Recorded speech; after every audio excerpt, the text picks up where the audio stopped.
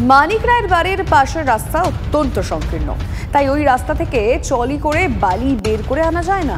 ফলে বস্তা করে বালি এনে অন্য জায়গায় মজুত করা হয়, যা ব্যয় সাপেক্ষ। তাই মানিকের জমি যদি দখল করে নেওয়া যায় তাহলে ট্রাক্টর নিয়ে সোজা নদীতে চলে যাওয়া যাবে, ফলে পাচারকারীদের খরচ কম হবে। তাই পাচার কাজে জড়িত তৃণমূল নেতাকর্মীরাই খুন করেছেন মানিককে, এমনই অভিযোগ কংগ্রেসের। ময়নাগুড়ির হঠাৎ কলোনির এই বাড়িতে থাকতেন, এই যে জায়গাটা দেখছেন এই বাড়িতেই থাকতেন মানিক রায়, কংগ্রেস কর্মী মানিক রায়। এবার কংগ্রেসের যে অভিযোগ, এই যে ভিটেটা দেখছেন এবং এই সংলগ্ন যে এলাকা, এই যে এলাকাগুলি, এই এলাকায় সম্পূর্ণ জমিটা কিন্তু এই মানিকবাবুর জমি। আর এই জমি যখন শেষ হয়ে যাচ্ছে তার ঠিক পিছনেই রয়েছে যেই নদী, এই নদী থেকে অবাধে বালি এবং পাথর উত্তোলন করা হয়। কংগ্রেসের যেটা অভিযোগ যে এই ভিটেটাকে যদি সরিয়ে দেওয়া যেত, এই ভিটেটাকে যদি সরিয়ে দেওয়া যেত তাহলে পরে এতদিন এখান থেকে বস্তায় করে বালি পাথর পাচার করা হচ্ছিল, এখানে তারা একদম ট্রলার নিয়ে, একটা ট্রলি নিয়ে কিন্তু সুন্দর ঢুকে যেতে পারবে এই ভিটা পার হয়ে।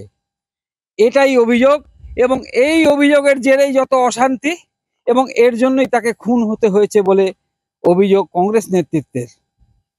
নীলেশ্বর সান্যাল, TV9 বাংলা, ময়নাগুড়ি।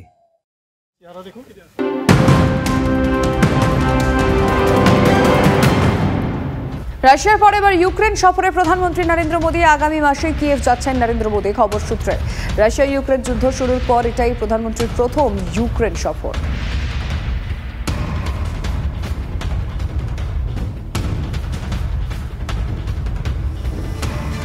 ফের হিন্দু ভোট একাট্টা করার সওয়াল বিরোধী দলনেতা শুভেন্দু অধিকারী।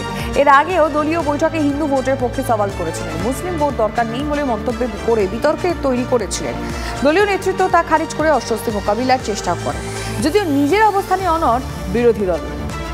ভারতীয় জনতা পার্টিকে মুসলিমরা হিন্দুদের দল বলে, 95% ভোট মমতা ব্যানার্জিকে দেয়। আর আমি যদি বলি আগামী বিধানসভা ভোটে আবার আরো 5% হিন্দুকে বিজেপিতে সরকার করতে হবে, উল্টা কথায় আপনি বলুন, উল্টা কথায় বলুন আপনি।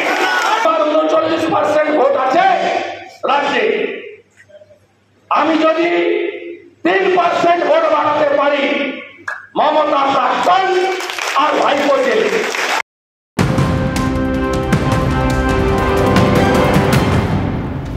শুধু জুলাই মাসেই উপত্যকায় শহীদ 12 জন জওয়ান। শনিবারই জঙ্গিদের গুলিতে কুপওয়ারা শহীদ হন 1 জন। জঙ্গি অনুপ্রবেশ ঠেকাতে সীমান্তে কড়া নজরবাহিনী।